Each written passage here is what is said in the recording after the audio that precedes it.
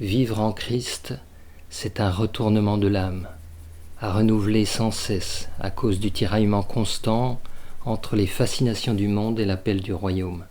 Ce phénomène, qui est à la fois un acte individuel de l'âme et une grâce divine, est au cœur de notre vie renouvelée par le Christ. C'est un changement du regard qui se réoriente vers Dieu plutôt que vers les forces personnelles, les ambitions, les illusions mondaines. On y apprend à apprivoiser le royaume, à vivre pour lui et avec lui. Comme il s'agit d'une transformation, cette nouvelle vision a souvent été confondue avec une conquête personnelle, une sorte d'éveil spirituel, comme on dit aujourd'hui, qui nous placerait au-dessus de l'humanité. Mais cette mutation est en fait une chute du personnage social qui cède la place au Christ en tant que gouvernail de notre existence. On traduit parfois le mot métanoïa par « au-delà de notre intelligence ».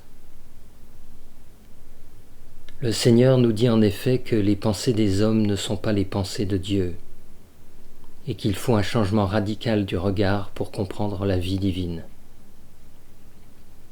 Ce changement est exigeant parce qu'il nous renverse à 180 degrés. Le personnage social, conditionné, pétri de réflexes, figé dans ses protections, ses anticipations, ses certitudes, peut s'autoproclamer chrétien, mais il peut tout autant se dire maître de son existence et sans besoin de Dieu. Il peut argumenter avec intelligence les raisons de ses choix et peut même être convaincant de temps en temps. Mais il reste très souvent non aligné à la volonté divine. C'est pourquoi la compréhension du message du Christ, de la parole divine, demande un retournement complet et l'accès à une autre intelligence qui n'est jamais complètement saisissable, mais qui peut nourrir nos âmes et nous prodiguer des enseignements accessibles malgré tout.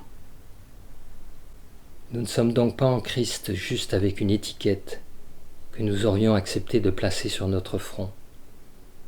Nous entrons dans la vie divine à travers une métanoïa, que l'image du retournement de l'âme, d'abord absorbée par les affaires du monde, mais qui se tourne ensuite résolument vers ses origines, illustre au mieux. Ce n'est pas une posture, pas un militantisme, une croyance intellectuelle, mais une façon d'adorer Dieu en esprit et en vérité. Le chrétien est donc appelé à être transformé par le souffle de Dieu et non par ses seuls efforts et projections personnelles. Cette conversion qui nous fait passer d'une vie de tentative de contrôle à une vie alignée à sa volonté est un vrai cataclysme pour le personnage social. C'est pourquoi nous utilisons le mot métanoïa avec prudence pour ce qui nous concerne, parce qu'il appartient à la vie en sainteté. Il ne désigne pas vraiment un accomplissement personnel, au sens contemporain du terme, mais une extraction de soi afin de vivre sa vie en Dieu.